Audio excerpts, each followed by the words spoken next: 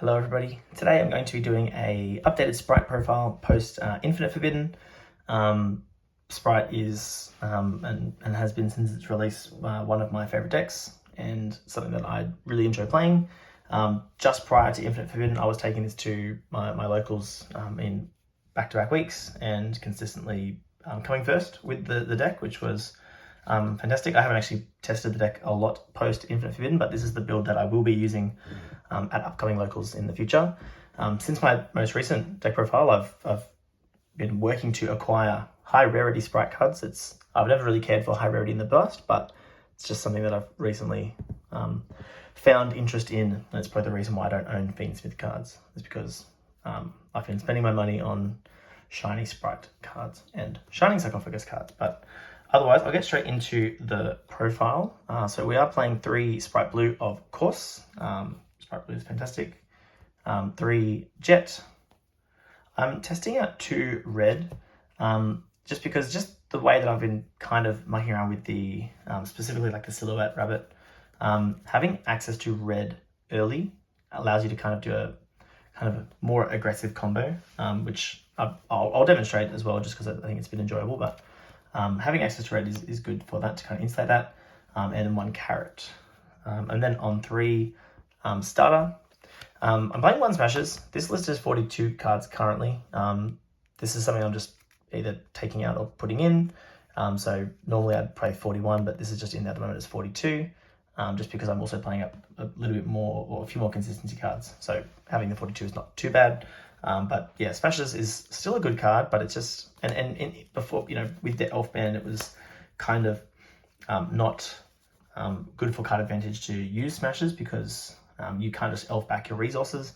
But with the Toad summoning out Swap Frog, it's something that we can consider again, though it does, of course, conflict with the search that you would be often doing for Double Cross. So it's just something I'm testing. I'm just having access to it as an additional kind of Spright spell trap, but not something that I'm 100% sold on keeping in the deck.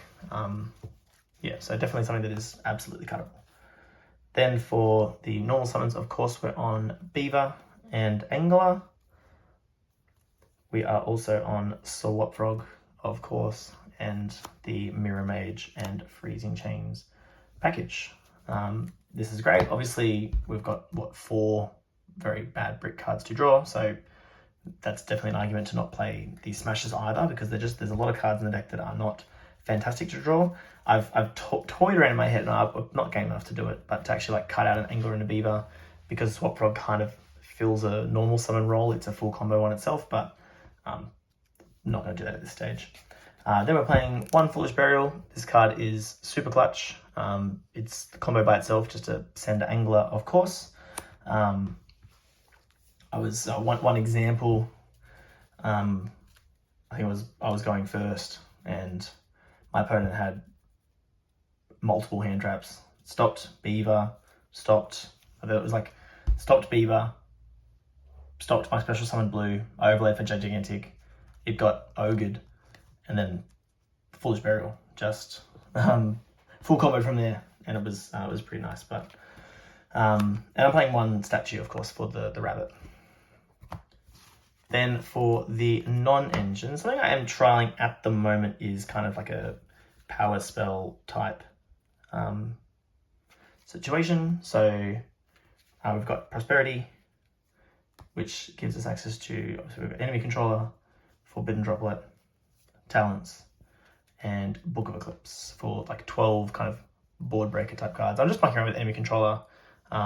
It's just a card that I enjoy. Obviously going second in Spright is pretty good. Going first, it doesn't do a whole lot, but yeah, it's just something I'm just trialing. These are all cards that are obviously good going first as well, so they kind of double up. And then Prosperity just gives us that added, the added consistency. So otherwise, the deck in my previous build still had 15 non-engine spots, so this is still 15. But and again, playing 15 hand traps is certainly still a very large number, but just something I'm trying just to put some different ideas out there, as opposed to just the same as what I did before. For the extra deck, 2 Gigantic, 1 Totally Awesome, 1 Mosquito, 1 Onibamaru, Trying out Herald of Pure Light. This is more for like shifter shenanigans predominantly, but also can grab follow-up, but you obviously have to shuffle cards back from your hand. But it's got some use cases. I'm not playing Zeus, so I just had a couple of extra like little flex spots. So it's just something I'm trialing. Mannequin Cat, you'd have to obviously build side deck more for this as well. And I'm playing Typhon. Then for links, Sprind, the Rabbit, IP, and SP. Then playing Phoenix, Duck, and Goddess. Yeah, I've been pretty happy with the extra deck of late.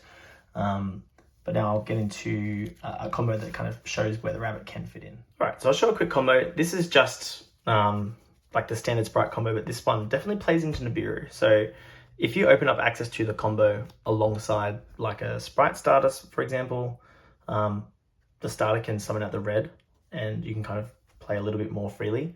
Something else I want to kind of test out is more of like an adventure Horus adventure deck, but with like Sprites in there as well. It's just something in the back of my mind that I want to kind of like muck around with. But yeah, anyway, so we go for Beaver, and this is obviously assuming all just free, just showing you where you could fit the Silhouhatte into your combo. Otherwise, it's a pretty good backup plan in case of all failures. So this is where we are going to play into Nibiru. So we would take these and go for Sprind. Obviously, to kind of play around Nib, you would go for Gigantic first and lock your opponent out of anything but twos. But if you feel more insulated, depending on what your hand is, you could go for this instead. So Sprind, send Angler, get 2 Beavers. Because if you go for Gigantic later, both Sprind and the Rabbit wouldn't be able to be linked away. Linked away, but they can be used for Xyz summons. So we go for the Rabbit here, and the Rabbit can set the trap. So look, 100%, it's a greedy play, but kind of if you got this far, then you could kind of go for it. So you get the Rabbit, and then you the Angel statue, and then you can go for Gigantic and use its effect. In this position, because we're just doing like a 1-card combo, we'll go for the Sprites here. So we go for blue, we go for Jet, and then we can grab the Double Cross.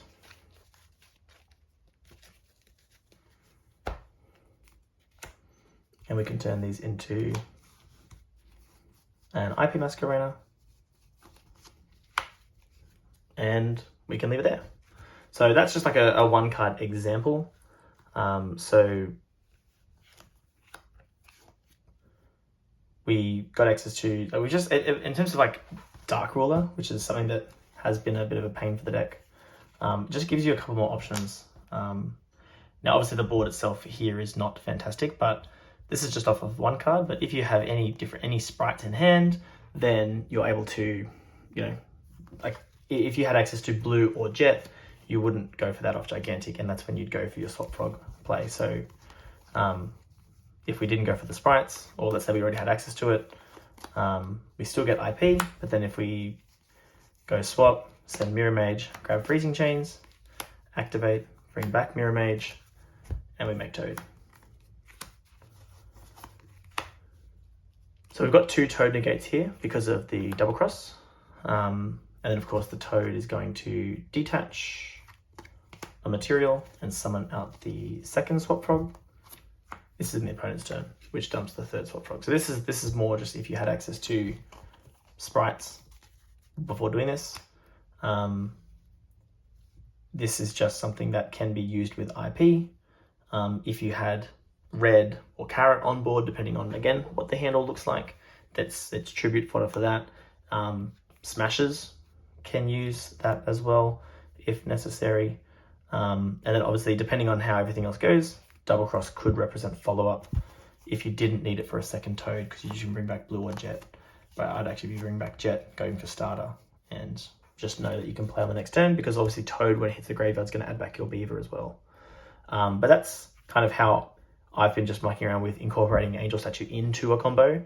Now, you can leave it on the field, right? There's ways to kind of do that as well, but yeah, obviously you've got Sprint that can't be linked off, the statue can't be linked off, the Rabbit can't be linked off either.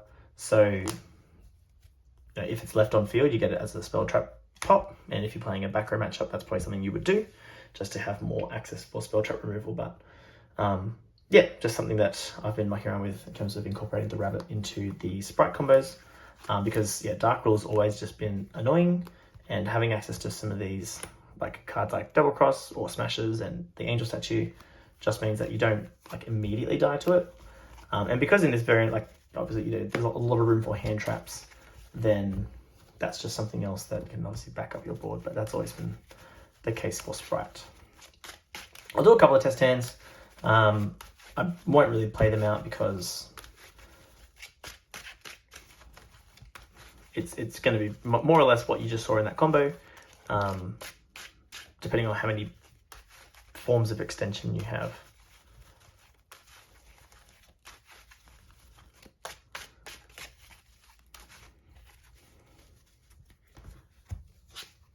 So we've got Starter, Talents, Swap Frog, Angler, and Droplet. So this is fantastic. Swap Frog Pitch Angler is just the bee's knees of combos. That's just like so fantastic, because Swap can just immediately become Toad, and Starter means that even if like things go wrong here, which they often will not, depending, this just means you're still going to combo anyway, and you've got Talents, Droplet to kind of, well, Droplet's not going to back it up, but Talents means that you're going to be just a little bit more resistant to what your opponent might have in terms of hand traps. But Spright was already a deck that doesn't do bad into hand traps already, just because your monsters stick around. So we've got Smashes, Swap Frog, Droplet, Blue, and Book of Eclipse. So this is fantastic too. In this example, right, you could, it depends on hand traps of course, but you know, when you normal Swap Frog, you could actually use this to just go for a really early Toad. Because Blue needs a rank or level 2, so if you get to this point, you just go straight for Toad, and we're good, right? Now we can just go Special Blue, Special Jet, grab Double Cross. We've already got Smashes as well, so it's just an extra piece of removal. So we've got 4 quick plays here that we can set. We can then take these. We feel a bit more safe now because we've got the Toad. So we can go for Sprint. We could just do the exact same combo you saw, which would be Angler, Beaver, Beaver, Link. And we're actually going to run out of zones because this thing sticks around. The rabbit gets the statue.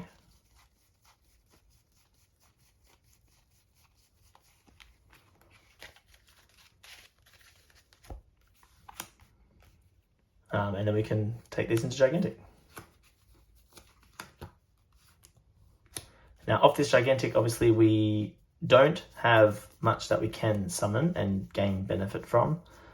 It would just be red or carrot, because so it's only really gaining one body here. So we're not going to get access to IP in this example, but that's still fine. Like obviously with all of the cards we have going on here, like all of the back row cards, we're feeling pretty good. It's just a matter of thinking like, what do we feel like stopping? So we've got like monster, well, this is Omni Negate, this is stopping monsters, this is stopping monsters, anything. So like I'm probably gonna throw a carrot down to try and protect the back row as much as possible, because the back row here is all very strong.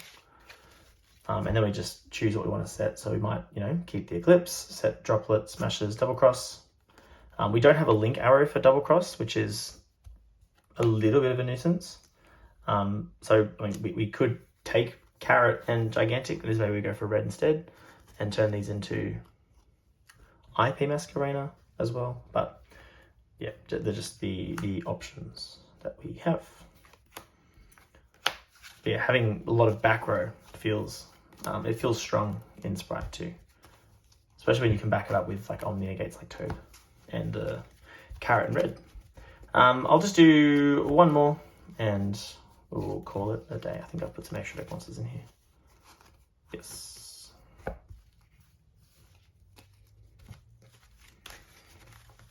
So we won't necessarily play it out, we'll just look at the hand.